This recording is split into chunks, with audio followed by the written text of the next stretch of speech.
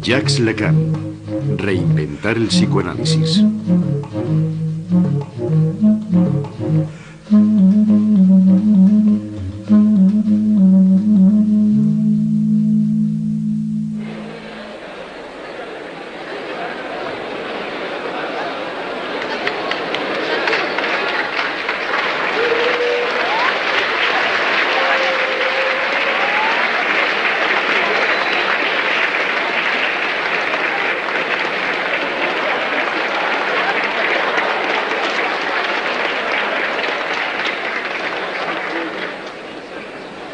On entend? On n'entend pas.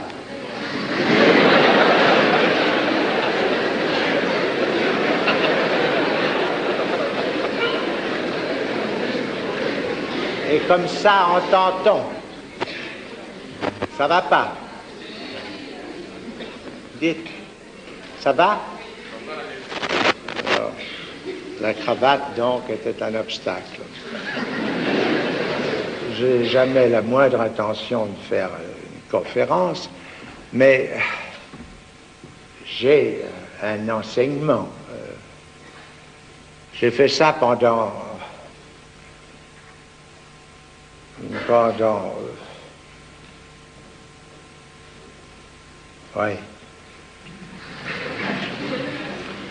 très longtemps, enfin.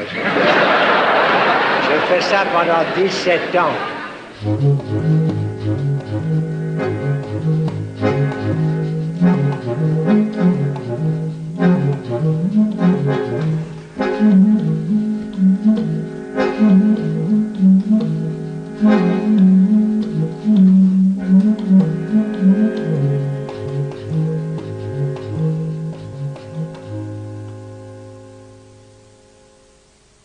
Freud pensaba que el psicoanálisis era una revolución del espíritu que debía sacudir la conciencia del mundo.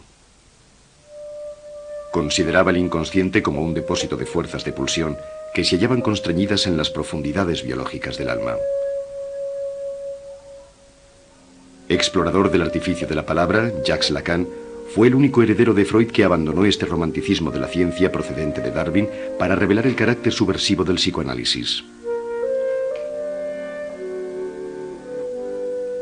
Lacan convierte el inconsciente en una estructura del lenguaje cuya lógica formal se desarrolla como una fuga de Bach o un poema de Mallarmé. Yo soy el único que ha leído a Freud, llegará a decir. On a eu la bonté de me présenter. Je vais entrer dans la difficile tâche de vous faire entendre ce soir, disons, quelque chose.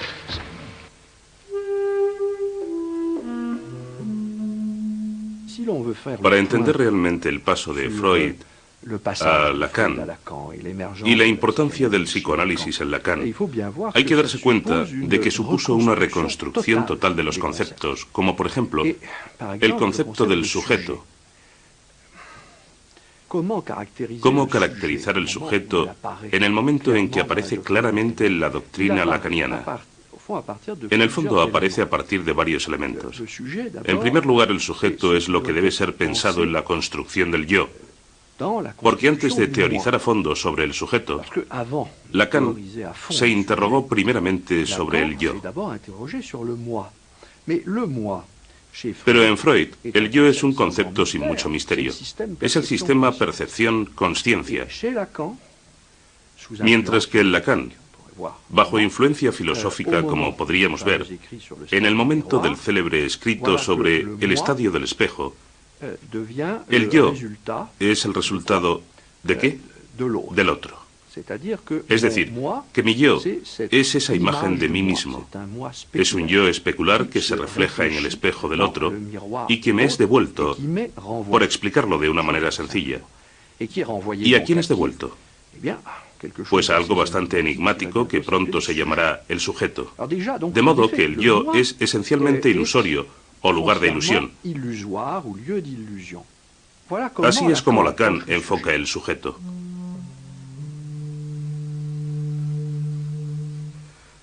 El estadio del espejo es el momento durante el cual el niño entre los 6 y los 18 meses anticipa el dominio de su unidad corporal por la captación de su imagen en un espejo.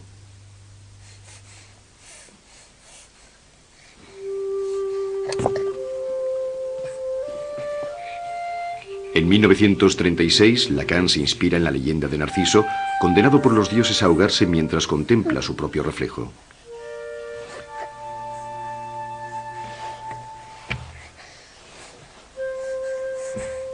Cuando el sujeto reconoce al prójimo, alcanza la socialización y se desprende del mundo interior centrado en el yo.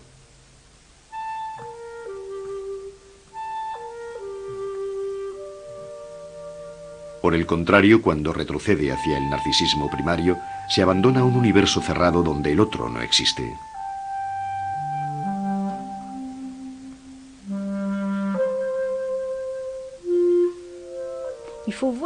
Hay que contemplar la aportación de Lacan como un cuadro moderno. Lacan ya no representa el universo clásico de las imágenes, sino el universo de la pintura moderna. Es la pintura de Picasso frente a la pintura clásica. La nariz se ha desplazado, los ojos se han movido, las imágenes están fracturadas.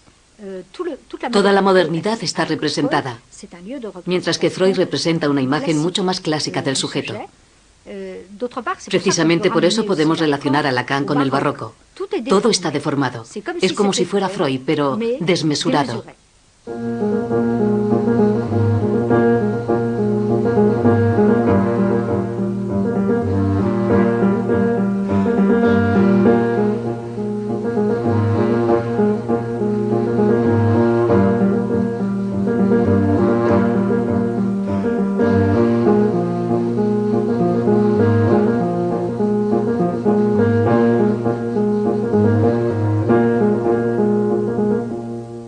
Nacido en París el 13 de abril de 1901 en el seno de una familia de vinagreros orleaneses, Jacques Lacan pertenecía a la media burguesía católica y bien pensante.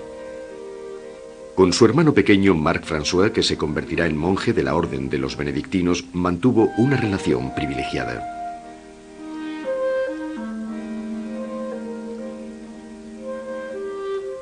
Durante sus estudios en el colegio Stanislas se inicia en la obra de Nietzsche y de Spinoza, y más tarde rechaza el catolicismo.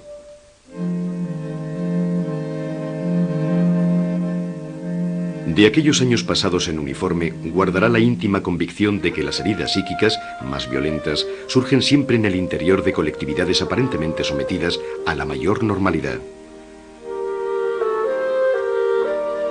Lacan se siente incomprendido por su padre, que le destina al comercio de la mostaza.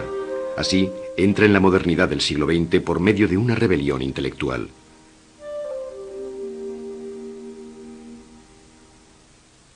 Deseoso de explorar la raíz de la locura, cuyas sombras había percibido en su propia familia, se orienta hacia la psiquiatría.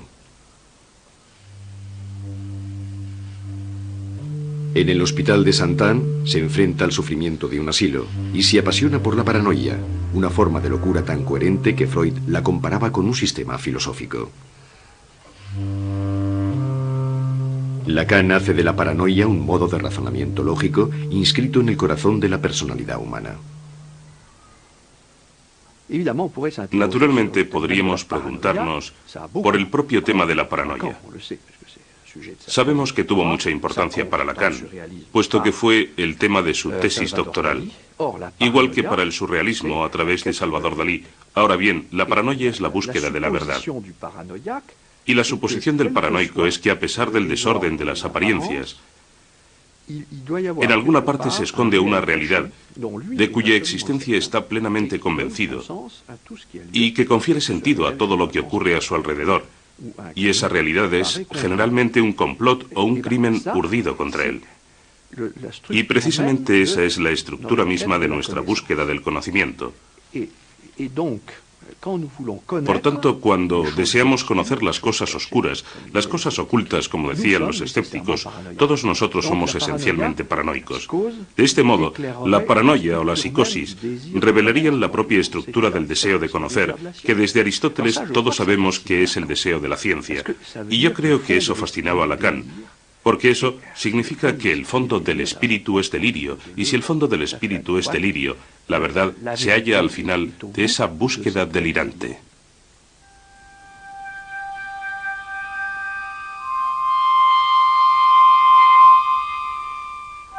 En 1930, los psiquiatras de su generación, marcados por la expansión del psicoanálisis, se interesan tanto por el estudio del delirio como por las aptitudes pasionales de las mujeres histéricas. La histeria y la paranoia dibujan para ellos, al igual que para los poetas surrealistas, los extraños contornos de una verdad convulsiva que les remite a los extravíos de un mundo víctima del declive de los valores clásicos de la razón y del progreso.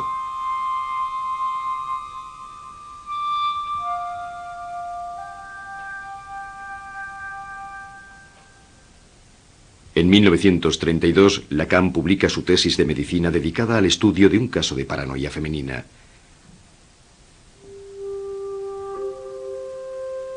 En ella relata el destino de una mujer perseguida, salida de un medio modesto.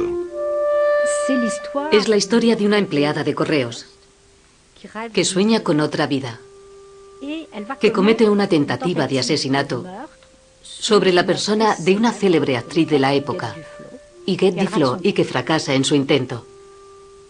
Después del intento de asesinato de Huguette Duflos, de aquella actriz de teatro, Marguerite Pantin, Marguerite Ancier, el caso Aimé, es internada en el hospital de Saint-Anne y de allí se la confía al cuidado de Lacan, que aún no es psicoanalista, sino psiquiatra, y él va a hacer una descripción fascinante que interesará a todo el medio psiquiátrico y literario de la época. Y esta mujer, en el fondo, lo que Lacan muestra en esta historia de paranoia de autocastigo es que al atacar a la actriz, ella estaba atacando su ideal del yo, aquel con el que más se identificaba.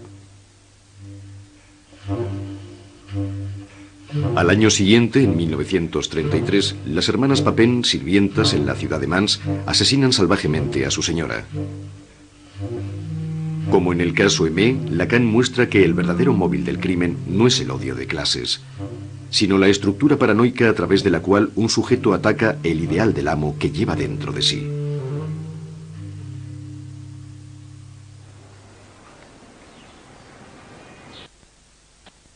Todo se Según Lacan, esta locura femenina se asemeja a un teatro de la crueldad surgido de un tiempo inmemorial.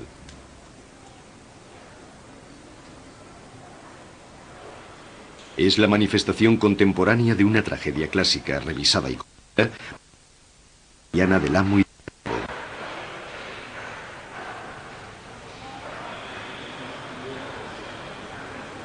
A partir de 1934, Lacan asiste al seminario de Alexandre Kolleve sobre la fenomenología del espíritu de Hegel, aparecida en 1807 y aún no traducida al francés. De origen ruso, Kolleve ofrece a sus oyentes un comentario perspicaz del texto de Hegel, apoyándose en ejemplos concretos sacados de la historia política del momento. Georges Bataille y Raymond Queneau son adeptos a esta enseñanza oral de la que Lacan imitará el estilo. Lo que al parecer Lacan retiene de las lecciones de Kolleve es la insistencia con la que es el sistema hegeliano en función de la dialéctica entre amo y esclavo. Y la dialéctica entre amo y esclavo, que tiene a su vez su origen en la lucha a muerte de las conciencias, permitió a Lacan concebir el sujeto y que el sujeto se haya dividido. Y efectivamente, por exponerlo de una manera muy esquemática, el genio hegeliano consistió en descubrir que cuando intento tomar conciencia de mí mismo, es decir, de mi existencia, me veo obligado a solicitar el reconocimiento de dicha existencia al otro. Y como consecuencia, el otro se convierte en el amo de mi propio ser. Lacan llevó hasta el extremo la lógica hegeliana, según la cual mi discurso tiene su causa en el otro, y lo toma al pie de la letra. Pues bien, ya que la causa de mi discurso es siempre el otro, existe un lugar del otro, un verdadero lugar del otro, que es precisamente ese tesoro de significantes, donde en cierta manera se constituye para mí la lengua. La lengua es real, pero viene a estructurarse en ese lugar del otro. Y eso es lo que me proporciona los fragmentos del discurso que voy a articular. Y por otro lado, el lugar del otro es al mismo tiempo el lugar donde se organiza la estructura misma de mi deseo.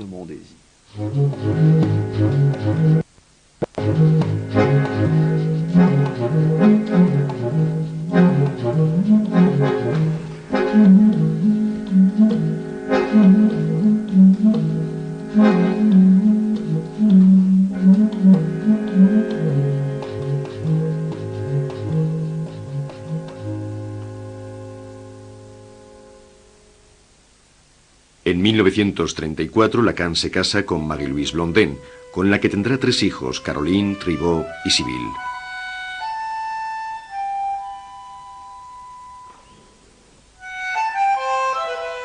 Tres años después de su matrimonio se enamora de la actriz Sylvia Bataille, cuya familia de origen judío ha emigrado desde Rumanía. En aquella época estaba separada del escritor Jacques Bataille, del que aún era esposa legítima, y con el que tuvo su primera hija, Laurence, que más tarde se hará psicoanalista. Durante la ocupación, refugiada en zona libre, Sylvia tendrá con Lacan una segunda hija, Judith, nacida en 1941. Finalizada la guerra, Lacan se casa con Sylvia, pero con el acuerdo de Marie-Louise oculta a los hijos de su primer matrimonio la existencia de su segundo hogar.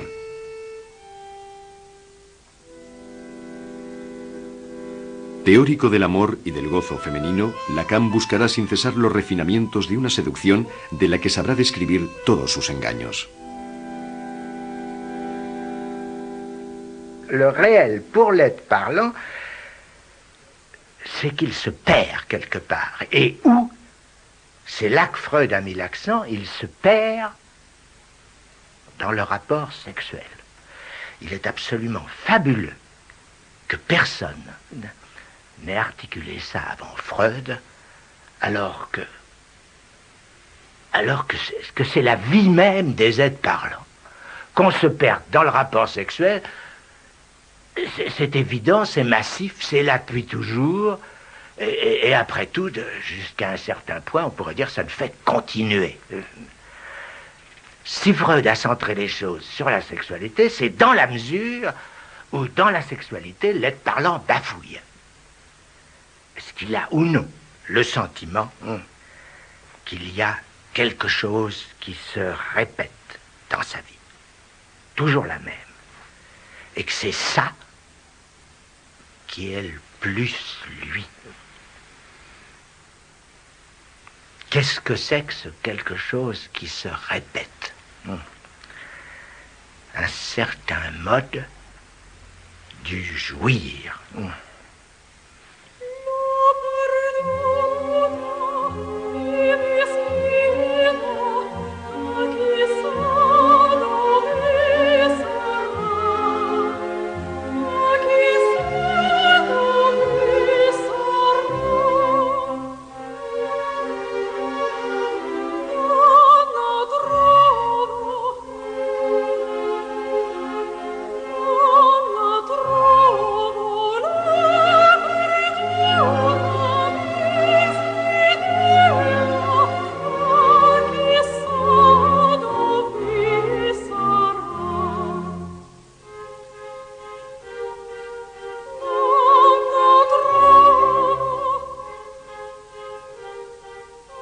La mujer no existe.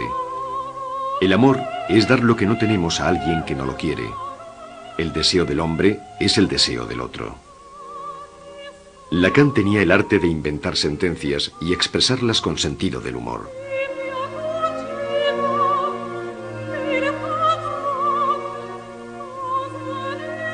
Juliette Michel, militante feminista comprometida en la lucha anticolonial, fue la primera en introducir el pensamiento de Lacan en el mundo anglófono antes de convertirse ella misma en psicoanalista.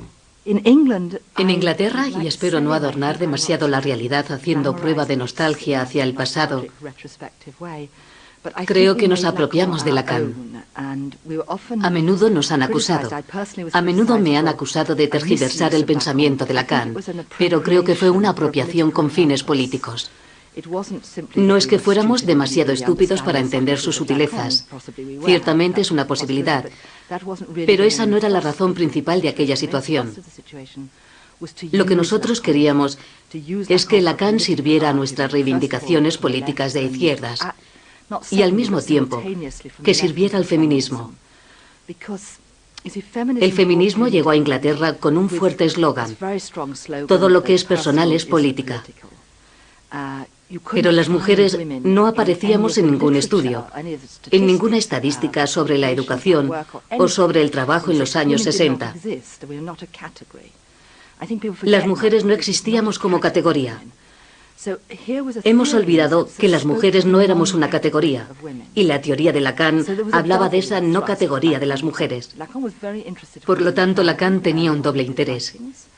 En sus primeros escritos se interesó mucho por la familia, y luego derivó hacia lo que casi se ha convertido en un eslogan: la mujer no existe, subrayando el la.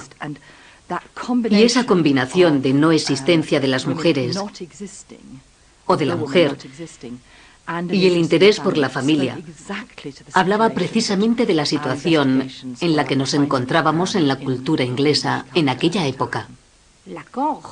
Lacan destaca algo específico de la mujer, de las mujeres, del gozo femenino, de la sexualidad femenina, pero sin convertirlo en algo natural, sin introducir el concepto de naturalidad en ese tema. Él no asigna a las mujeres el papel de lo maternal automáticamente, sino que capta una especie de locura femenina.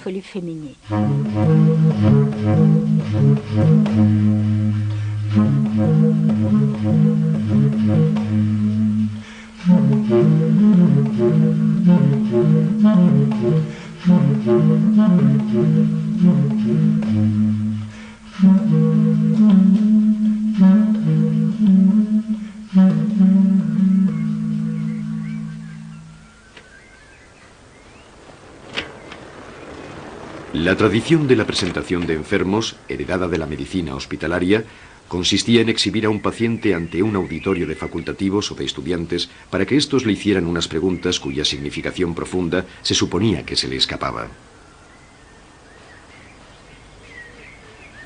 Los actores de este ritual, entrenados a través de años de encierro, manifestaban en realidad todos los síntomas que los directores del asilo esperaban de ellos. Lacan rompe esta clínica de la mirada para dar la palabra a los enfermos.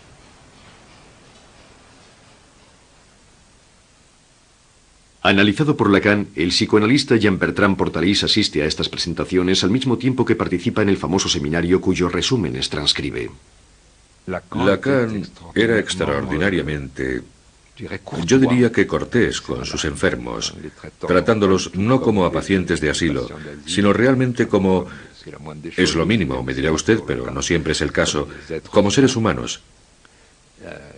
Y poco a poco les empujaba, creando una auténtica atmósfera de confianza, a que se expresaran con plena libertad. Por contar una anécdota bastante jugosa, recuerdo que una vez había una mujer paranoica que se quejaba de que la seguían por todas partes. Me siguen, me siguen, me siguen, me siguen. Y Lacan, al acabar, le dijo: no se preocupe, querida señora, porque decía querida señora. Voy a buscar a alguien para que la siga, refiriéndose a un médico que siguiera su caso y la tratara. Paralelamente estaba el seminario que impartía en Saint-Anne, en el anfiteatro que le había ofrecido el profesor Jean Delay. De modo que las dos cosas funcionaban completamente a la par. Lacan le daba mucha importancia a la asistencia a su seminario. Recuerdo que una o dos veces me salté las clases, hablo como un colegial que hiciera novillos, y me echó una buena reprimenda. ¿Por qué no vino usted el miércoles? No le vi, etcétera. ¿Y por qué funcionaba a la par? Porque estaba aquel seminario que era para mí el de los grandes años de Lacan. Un Lacan extraordinariamente brillante, estimulante. Todos los que asistíamos, aunque tampoco formábamos legión, éramos cerca de un centenar, teníamos la sensación de estar participando, no solo de asistir, de estar participando en el nacimiento del psicoanálisis, en su reinvención, como si fuéramos pioneros, como quizá pudieron serlo los primeros discípulos de Freud. Era una palabra. Yo insisto mucho en eso, en movimiento, como si él mismo en aquellos años estuviera también inventando e inventándose a sí mismo. Aquello era lo que nos daba un cierto entusiasmo, que participábamos, yo diría que casi de acuerdo con él, en resonancia con él, en un movimiento inventivo. Después de la Segunda Guerra Mundial, sin renunciar a la herencia de la filosofía alemana, Lacan se vuelve hacia el estudio de las estructuras simbólicas de la subjetividad. Apoyándose en los trabajos del antropólogo Jean-Claude Lévi-Strauss y del lingüista Roman Jakobson, hace del inconsciente el lugar de una cadena de significantes. Lévi-Strauss tuvo una importancia considerable en sus trabajos. ¿Por qué? Porque el problema que resolvió en cierto modo Lévi-Strauss con las estructuras elementales del parentesco fue mostrar que la prohibición del incesto, es decir, ese corte, esa obediencia a la ley de lo simbólico, en el fondo representa el paso de la naturaleza a la cultura. En otras palabras, el hombre no se prohíbe el incesto porque le horrorice, sino porque desea el incesto. Eso ya lo había señalado Freud. Pero Lévi-Strauss muestra que es algo estructural de las relaciones de parentesco. De ese modo, pasamos a la organización estructural de las relaciones de parentesco, que determina las estructuras simbólicas de la sociedad. Y estas estructuras simbólicas están dominadas por unas reglas, que son las reglas del lenguaje. ¿Qué es la cadena significante? La cadena significante es la estructura básica del inconsciente, es decir, del lenguaje del discurso, tal como lo crea el sujeto humano, puesto que los hombres se definen por el habla. ¿Por qué hablamos de cadena significante? El concepto procede naturalmente de la lingüística de Ferdinand de Saussure y de lo que conocía de Jakobson, etc. Pero quiere decir que cuando hablamos, movilizamos en un orden totalmente aleatorio estructuras, es decir, diferencias. El lenguaje está marcado por diferencias, diferencias de fonemas, diferencias de palabras, y estas diferencias se articulan siguiendo una lógica. Y Lacan habla de una cadena porque los significantes se encadenan según una lógica, y la cura analítica debe encaminarse a poner de manifiesto esa lógica que es común a todo sujeto. Pero esa cadena no se cierra, o más bien, se cierra en un final ausente. Es directamente infinita. No se cierra como una pulsera. Es como una pulsera cuyo cierre hubiese saltado. Y ese punto donde salta es, según Lacan, la causa de todo. Como decía Lenin, con quien se relacionaba en otro tiempo Lacan, una cadena es tan fuerte como la fuerza de su eslabón más fuerte que su eslabón más débil. Un interesante lapsus. Pues bien, el eslabón más débil es el que da su coherencia a la cadena, y al mismo tiempo, el que llegado el caso la hace saltar. Y ese eslabón es el objeto del deseo al que llamará el objeto petit a. Petit a porque es otro, siempre es otro del que creemos, de modo que es radicalmente otro. Y hasta tal punto es otro que no podemos representárnoslo. Ce que l'expérience nous montre, c'est que cet un langage dont j'ai parlé et qui est ce dans quoi vous avez tous cru et grandi, que vous avez reçu chacun, disons le mot dans votre famille, n'est-ce pas, n'est pas là quelque chose qui vous a été transmis sans vous véhiculer en même temps toute une réalité frémissante et vacillante, enfin, qui est faite du désir de vos parents. C'est pour autant que dans la formation de chacun, cette incidence par la mère, enfin par la langue maternelle, enfin par ce quelque chose qui est à la fois au principe que c'est vers là que se tourne l'amour.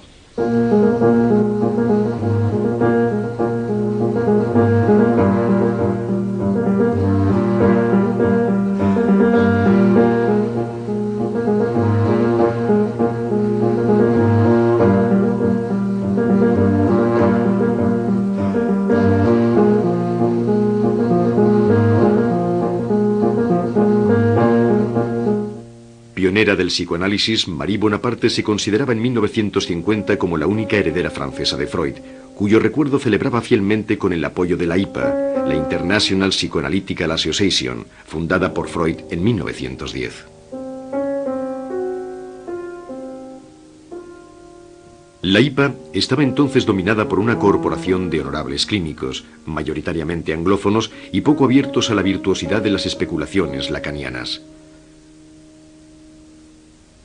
Criticado por los defensores de aquella legitimidad, Lacan abandona la Sociedad Psicoanalítica de París y participa en 1953 con Daniel Lagache, Charles Leclerc, Vladimir Granov y François Perrier en la creación de la Sociedad Francesa de Psicoanálisis.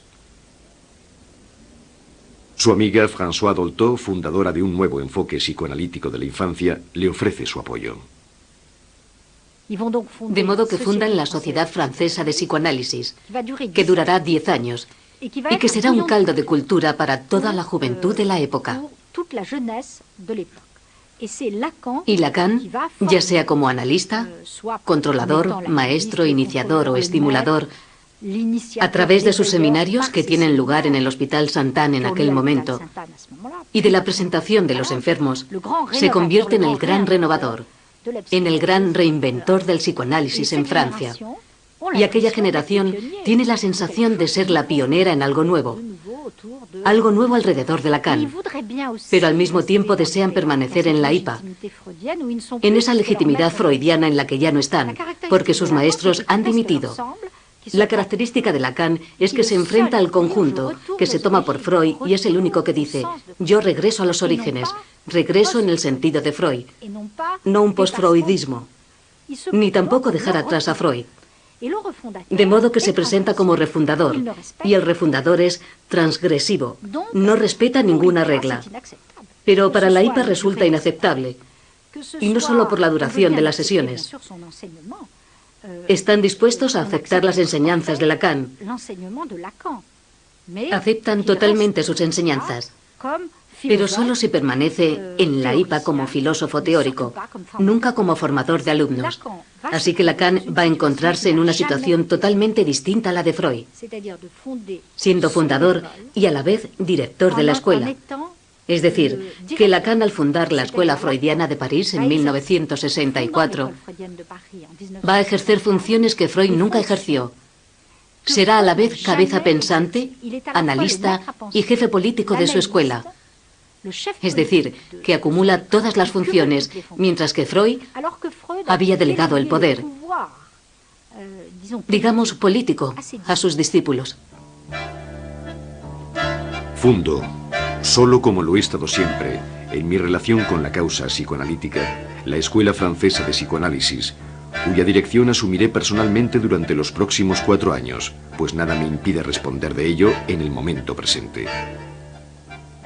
Única en su género, la aventura de la Escuela Freudiana de París acabará 16 años más tarde, en 1980.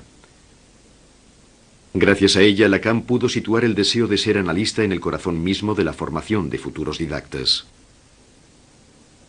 L'inconscient reste le cœur de l'être pour les uns, et d'autres croiront me suivre à en faire l'autre de la réalité.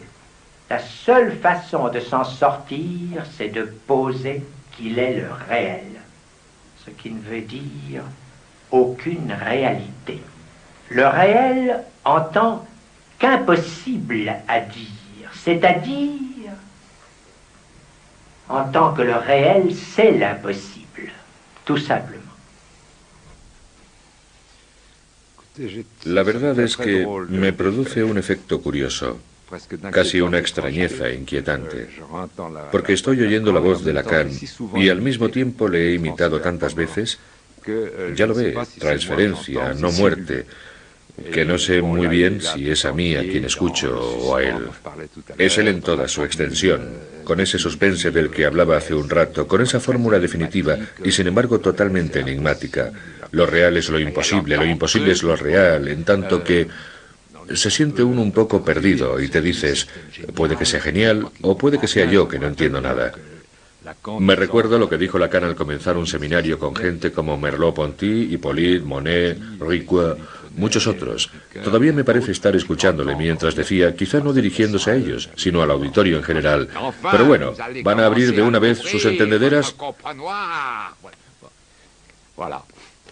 La verdad es que no puedo decir que me conmueva, porque tenía un lado un poco comediante, o más bien mucho.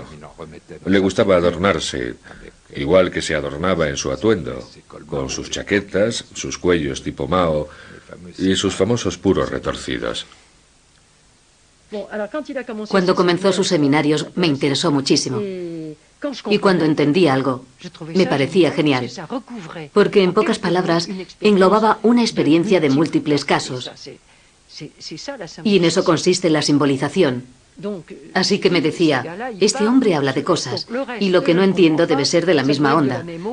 Amiga mía, trabaja para intentar comprenderle. Pero debo confesar que a pesar de mis esfuerzos, cuando asistí a aquellos seminarios, y lo hice durante mucho tiempo, extraía algunas perlas de conocimiento, pero el resto era más bien un clima. Quizás en la menor.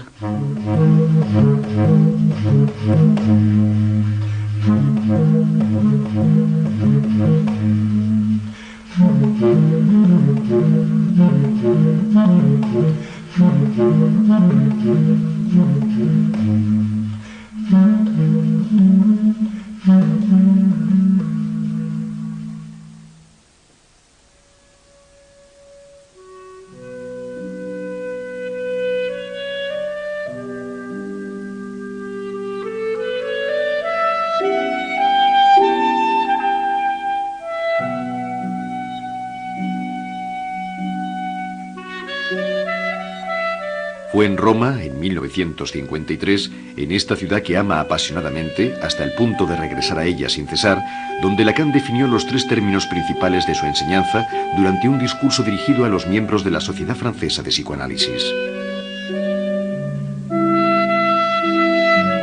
Le symbolique, l'imaginaire et le réel. Les trois registres par lesquels j'ai introduit un enseignement qui ne prétend pas innover, mais rétablir quelque rigueur dans l'expérience de la psychanalyse, les voilà, jouant à l'état pur dans leur rapport le plus simple.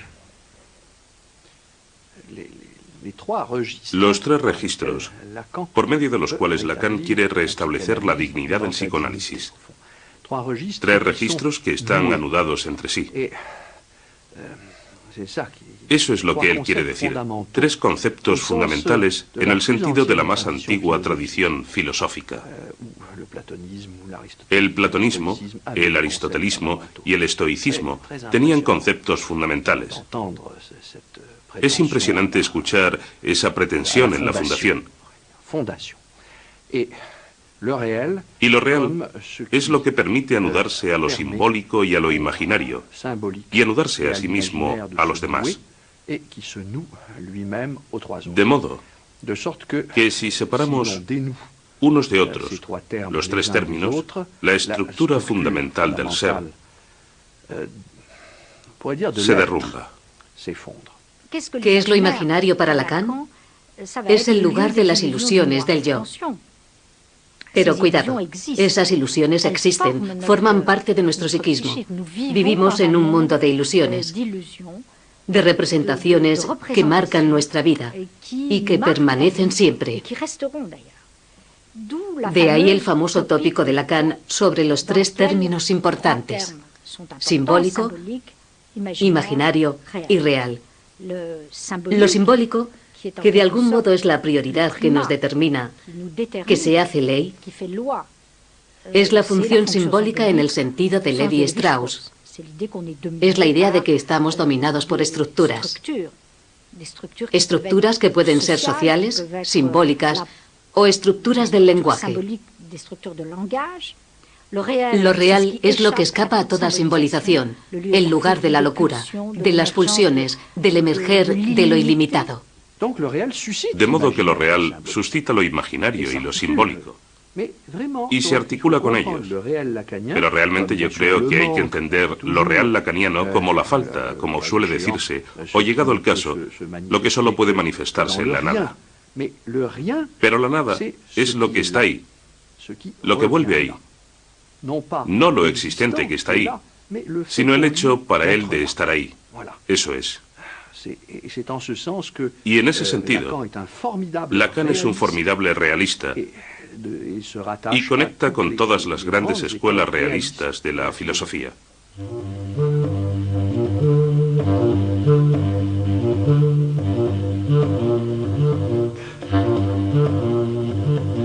En 1963, el filósofo Louis Althusser invita a Lacan a la Escuela Normal Superior.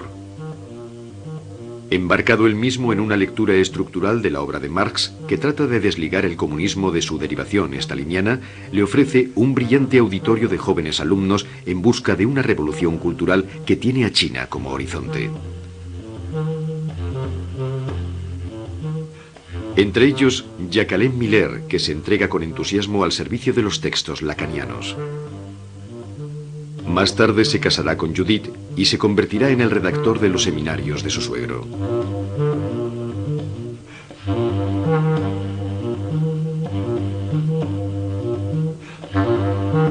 En 1966, durante el célebre coloquio de Baltimore sobre el pensamiento francés, Lacan conoce al filósofo Jacques Derrida. Él intentó a la vez seducirme y atraerme hacia su terreno, hacia su disciplina, por así decirlo. Pero al ver que yo no me prestaba a ese juego, se desencadenó la guerra, la agresión. Y a pesar de todo, yo luché conmigo mismo, y creo que también contra aquella situación. Luché para no responder ni a la llamada seductora ni a la agresión. Creo que nunca lo hice.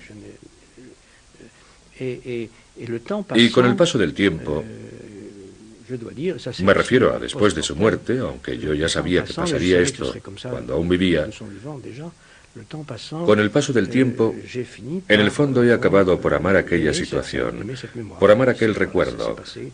Pero en fin, ya ha pasado. Fue una especie de... Hubo seducción y guerra y silencio, mucho silencio, un enorme silencio.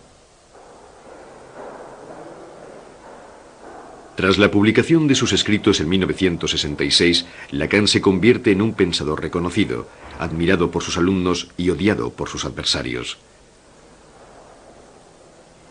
En la sala Dusan de la Escuela Normal, una numerosa asamblea se dispone a escucharle. El escritor Philippe Solers describirá de forma lírica las armonías y disonancias de la gran puesta en escena del seminario. Lacan aparece en la tribuna cual grabado de Durero, como un santo, como un monje, caballero y predicador de otro tiempo. Lacan es la lentitud puntuada, el suspiro, la pasión tortuosa, la grandeza, la anécdota, el argot, la burla, el insulto, el trueno intermitente, el puntillismo interminable, el tedio profundo, la palabra espiritual, lo sublime. Está el Lacan místico, el Lacan humorista, el Lacan ancestral, el Lacan Don Juan, el Lacan Satán, el Lacan charlatán, el Lacan malicioso, el Lacan generoso, el Lacan vanidoso, el Lacan burlón, gruñón, aullador, susurrante, resoplador, seductor. Hay un Lacan puro y un Lacan pañuelo, un Lacan abrumado y un Lacan verdadero. Lo sorprendente es que todo eso da como resultado la nervadura exacta de una alegre sabiduría.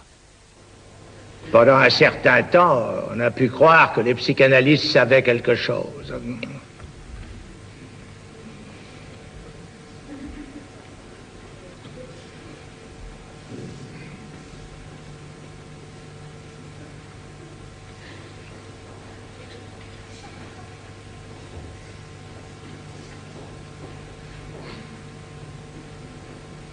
Mais ça n'est plus très répandu.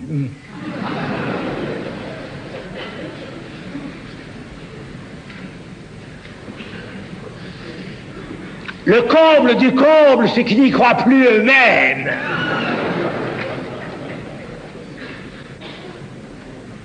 En quoi ils ont tort?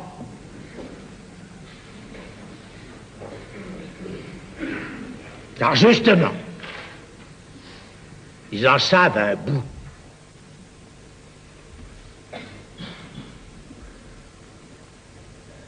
Seulement, exactement comme pour l'inconscient, dont c'est la véritable définition, ils ne savent pas qu'ils le savent.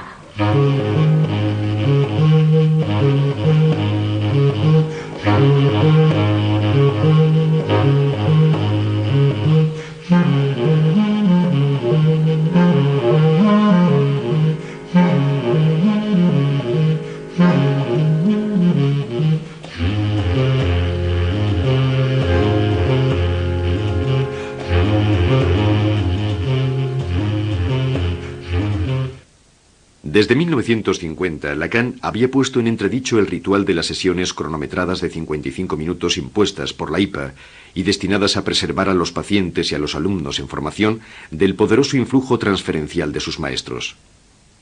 Lacan pulveriza esa regla. Inventa la sesión de duración variable que lleva al analista a intervenir en la cura por medio de cesuras o de interpretaciones, con el fin de que el paciente explore más rápidamente sus fantasmas inconscientes y pierda menos tiempo en enunciar palabras vacías.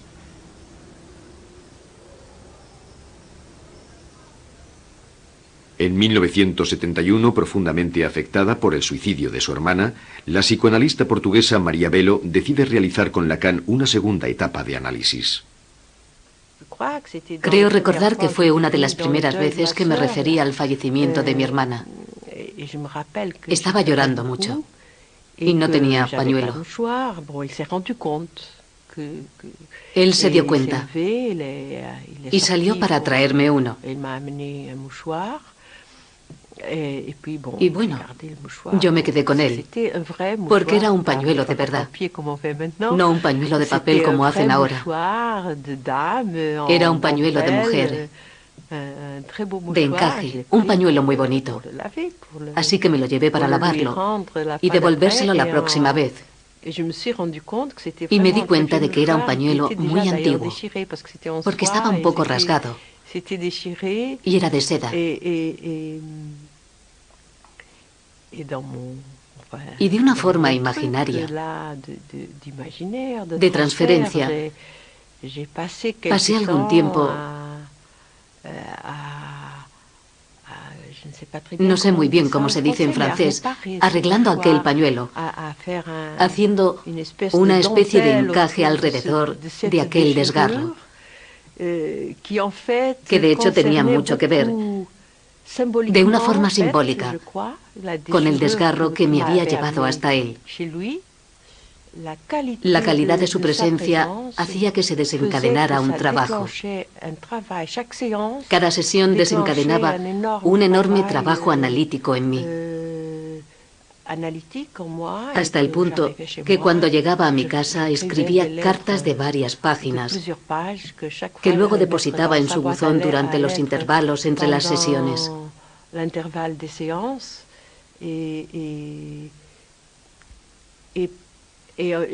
Creo que todo lo que había hecho hasta entonces, pues ya había hecho algunos años de análisis, que todos aquellos años habían sido como una preparación para lo que iba a desencadenarse en aquel momento.